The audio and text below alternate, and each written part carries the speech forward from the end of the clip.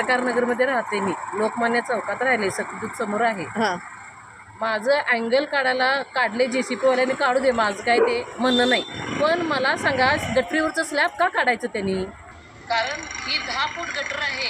जर काय झालं तर गटरीत माणसं पडतील आणि मग आम्ही कसं राहायचं इथं? ढासानं भरलंय पूर्ण, इथनं स्टँडपर्यंत पूर्ण सगळं घाण आहे. गटरचं काम राहिलं आणि ह्यांनी पहिला हेच JCP लावून काढायला लागल्या. त्याचा काय उपयोग आहे? आणि तोंड बघून सगळ्यांची कामं केलेली आहेत.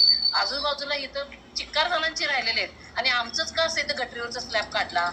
हा, आज लोक जाणं येणार कशी आणि उन्हात काम करणार काय लोक ही? आणि आमच्या जागेत आहे, गटरीच्या आत आहे. काय गरज आहे का यांना हे काढायचं? स्टँड पर्यंत लोकांची भरपूर भिंती आलेल्या आहेत बाहेर, त्यांची काढलेलं नाही आहेत. म्हणजे आमचं नुसतं गटरीवर जायचं स्लॅब का तोडला त्यांनी, म्हणून मला राग आला म्हणून बोलले. कोल्हापूर रोडपासून कबाडे हॉस्पिटलपासून इकडं शिवशंकर आईस्क्रीमच्या दुकानापर्यंत जो रोड आहे तो अरुंद का आहे? ते अतिक्रमण नाही काय तिथं लोकांचं? ते पण पाडलं पाहिजे ना. आमच्या रस्त्यावर 10 फूट आत आहे आम्ही, तरी सुद्धा आमची पत्रे काढले तुम्ही. पण हे लोकांची कुठं कुठं अतिक्रमण आहे ते करून बघून काढा ना तुम्ही. ते राहिलं बाजूला आणि तुम्ही दुसरंच करायला लागलाय. काय उपयोग आहे का याचा?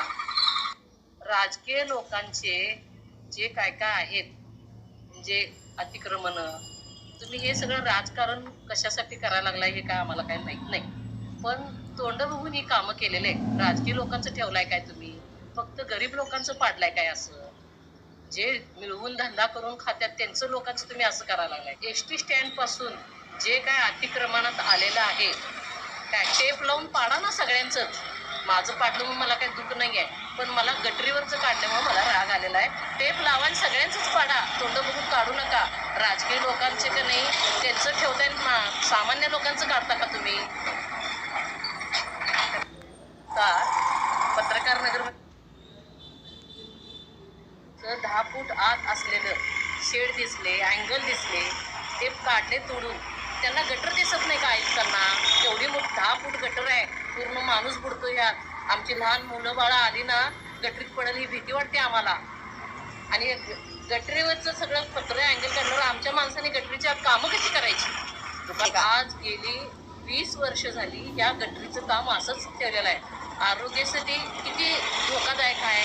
ढास एवढे वास मारते घरात आणि ढासानं घर भरलेलं असते रोज संध्याकाळी.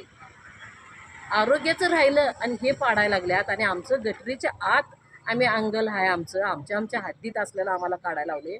सरसकट सगळ्यांना नियम पाळा ना.